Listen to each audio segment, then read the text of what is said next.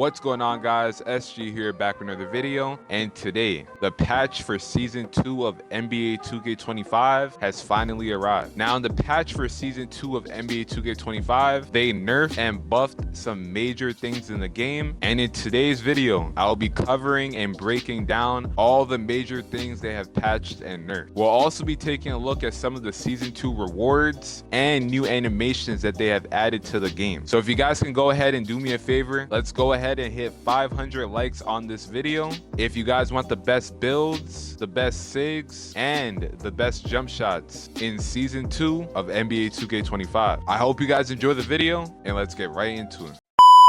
Now, before we get right into the patch and looking at what new animations they have dropped in season 2 of NBA 2K25, I just want to show you guys the battle pass real quick and the important rewards you need to grind for this season. So right here at level 15, we have our tier 2 max +1 badge perk. That is a very important thing to grind for. Coming all the way down here at level 30, we have our tier 1 max +1 badge perk. At level 33, we have our badge elevator. And this season at level 40, you actually get a permanent +1 cap breaker that you can use on every single one of your builds. Now this +1 cap breaker is very important for me because it's going to help top off my build and even give me an extra legend badge. So make sure in season 2 you guys are grinding to hit level 40 because that +1 cap breaker can come in handy. Also, if you guys don't know already, we are in October and we are getting very close to Halloween. So go ahead and go to Alter Ego to go ahead and buy all the Halloween stuff. This year they've added some new things like these pirate mascots.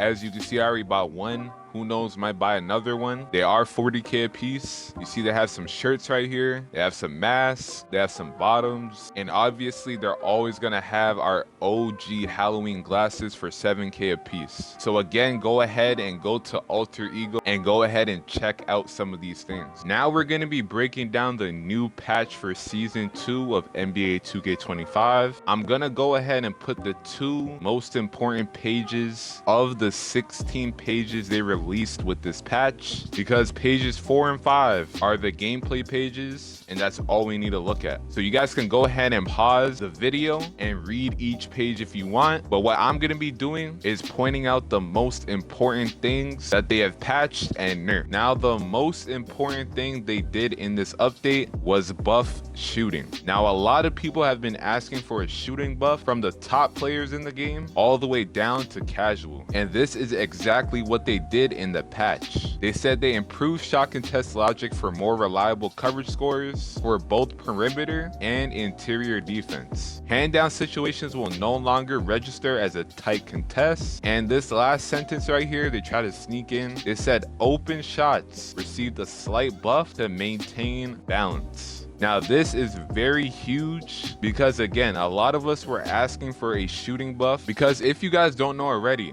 NBA 2K25 had RNG shooting. I'm gonna go ahead and put a screenshot up on the screen right now. That's what shooting looked like before the patch in NBA 2K25. One shot you would have a certain green window, the next shot you would have another green window. Now I'm pretty sure in this update the RNG is still there, but it has been toned down a little bit. In another test from NBA 2K2, they actually noticed that shooting got an 8% buff. Now a lot of people are going very crazy over this 8% buff because it has made shooting a lot easier and people are starting to hit wide open shots. My thing with this update, I feel like a lot of locks and centers were getting bailed out when a guard would cook them and the game would make them miss wide open. So that had a lot of people thinking that NBA 2K25 was a more of a defensive game, when in all reality it has been an offensive game this entire time, but just the RNG shooting has been holding us point guards back. So with this shooting buff, you can imagine that rhythm shooting is even more overpowered than it already was. But shooting with X since the patches came out has been so much easier. And my honest opinions on this patch, the shooting feels similar to 2K24. Now it's not exactly like NBA 2K24, but it's very close, because you can still in NBA 2K25 after the patch miss shots from time time to time. And in NBA 2K24, almost every game,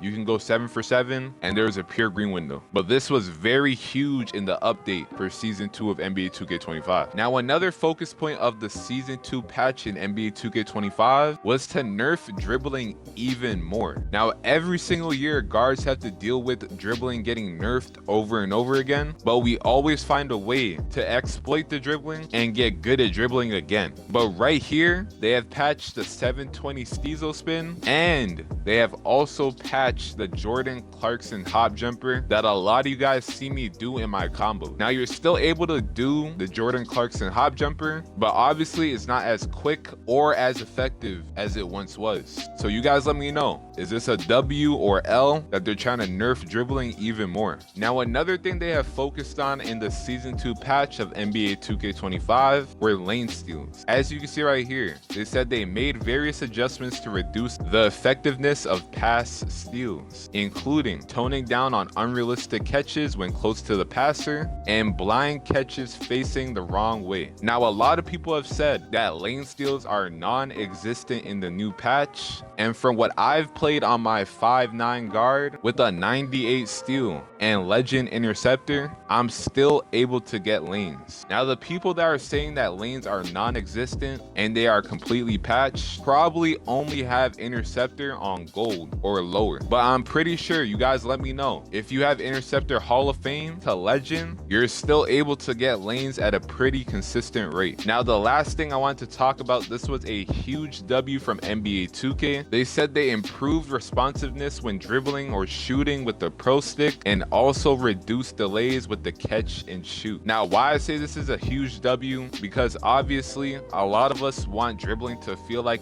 we're playing in the my court or have that mycareer type delay, but since we're online and NBA 2K, for some reason their servers might not be good enough to have less delay, there's a delay in the park, in the stage, and in any online game mode compared to my court. So with this patch that they just put out, that should resolve some of the delay in the game. Now, another thing people are very concerned about when it comes to shooting in the new patch of NBA 2K25 Season 2 is the contest system. So the gameplay director Mike Wang actually tweeted something out very recently addressing the concerns about the contest system. He said the contest logic for Season 2 is pretty different from Season 1. The key is to get a hand as close to the ball as possible as it leaves the shooter's hand. If you're on top of the shooter when he starts the shot, using right stick hands up is usually enough. But generally, you're gonna want to jump at every single shot to get the best contest, especially if there's any gap between you and the shooter. So I can see how this can be a problem, because with you locks and centers, for example with me on my 5'9" guard, having that 99 3-pointer is gonna be hard for a lot of you guys to get a contest in this new patch, because with me being 5'9", mini marksman, deadeye legend, those badges are gonna help me even more. And if you're not right on top of me, defending me very tightly, you're not gonna be able to get a good contest, and most of the shots I'm gonna take are gonna be open. So maybe they're gonna drop another patch that addresses this issue, but the contest system is definitely something to look at, as it looks like it needs a little bit more work. Now, moving on to the animations that they've added in Season 2 of NBA 2K25, they've basically added all of Jamal Murray's animation. Now, if you guys don't know, since NBA 2K22, whoever usually is the cover athlete of that season gets a bunch of their animations added into the game. And what I'm gonna do every single season for you guys is test out these animations and see if they're good. And let me tell you, all of Jamal Murray's animations, from his jump shot all the way down to his behind the back that you would think would actually be good, are all bad. So don't even waste your time to put on any of Jamal Murray's sigs, because they're all pretty terrible. Just to show you guys what I'm talking about and how slow these sigs really are,